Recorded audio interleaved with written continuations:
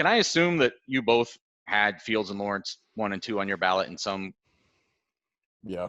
In some order, tied for first. So what did you say? You said our voters were 97.4% voted for Justin Fields. Okay. That was his percentage of first place votes. Of first place votes. So will the 3 members of the Buckeye Talk podcast have a higher percentage than the texters? It's like, oh man, our texters, they had 97.4% for Justin Fields. I think the podcasters might be 100%.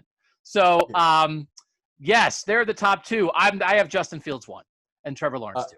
As well, I have Justin Fields number 1. I can't be the guy who said he's going to be close to 60 touchdown passes. And I think he's going to win the Heisman. Obviously, the 60 touchdown passes is out the window, but Heisman, yeah, I've been on the Justin Fields Heisman, bandwagon since March. So yeah.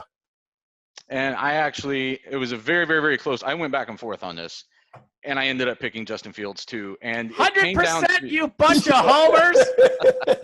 Well, and for me, it came down to, I guess, how tough of the decision was for you guys between those two. Because for me, I did go back and forth. Like, there was a time earlier today I thought I was going to pick Trevor Lawrence. And I was thinking that some of the arguments that I made earlier about him, the fact that I was trying to put myself in the mind of other voters. And the fact that he has this the previous things he's done in his career, both bad and good, but the things he's done in the postseason, getting his team to winning a national championship, getting to a finals, those things could make a difference in a tiebreaker. But at the end of the day, what I picked, I decided to, what I think was the exercise here was vote how I would vote. And I think that Justin Fields is going to probably get some credit here because he doesn't have a Travis Etienne. I know he's got some talented receivers, but I feel like Justin Fields is going to be seen as the singular engine of this offense in a way that Trevor Lawrence might not. As much credibility as he has and as much credit as he gets for being a really great quarterback, I could see that being the difference, that being what pushes Justin Fields forward. The fact that his production is going to be so central to this offense in a way that it might not be for Lawrence because he has Travis Etienne, and that was kind of my tiebreaker. But also, Justin Fields has Garrett Wilson and Chris Olave and some top 100 receivers. Right, but we don't know. What I'm saying is we don't know who Trevor Lawrence's best wide receiver is now that Justin Ross isn't playing. And those are two, I think, sort of opposite things that are both true. Yeah. Like, it's almost like Trevor Lawrence's running back might be so good, it slightly hurts Trevor Lawrence's Heisman chances.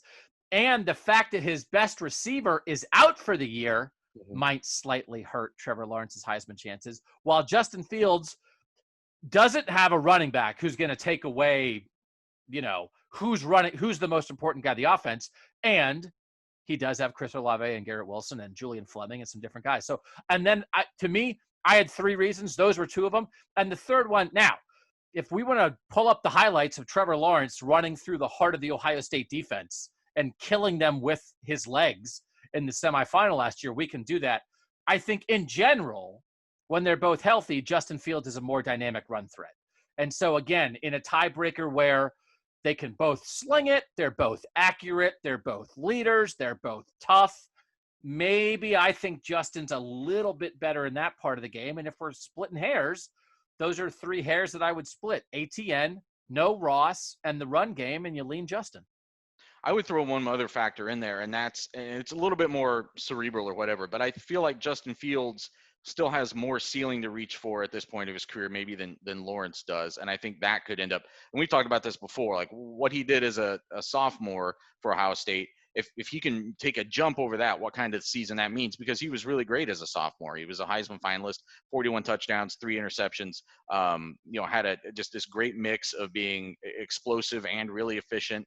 Some things that Lawrence frankly didn't do that well for most of his sophomore year, or at least a considerable, or last season, a considerable chunk of it. So I think that could be a factor too, that maybe we just, those guys are so equal in a lot of people's minds, but we really haven't seen the very best of Justin Fields yet. I think there's just more to see there. And I feel like we've seen maybe more closely what Trevor Lawrence is at this point. I think the standard for Trevor Lawrence right now is unrealistic. Part of it is because he's been the foregone conclusion #1 draft pick since he showed up on Clemson's campus. While to your point, Nathan, yes, it seems like there's so much more that we can see from Justin Fields. While we saw it all from Trevor in year 1, that now if he has to be ridiculously better than that for him, which is why he fell out of the race early last year when he was still really good, but 2 interceptions and it's, he's having a bit of a dip season.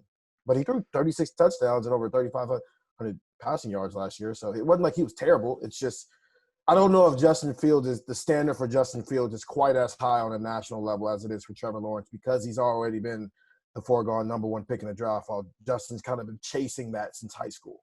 And like Nathan, you mentioned that, would some voters see it as, hey, Trevor Lawrence beat Justin Fields head-to-head in the semifinal last year. So that would put Trevor Lawrence ahead of Justin Fields, right? Well, I don't know. In a race like this coming into the season, do you want to be ahead or do you want to be behind?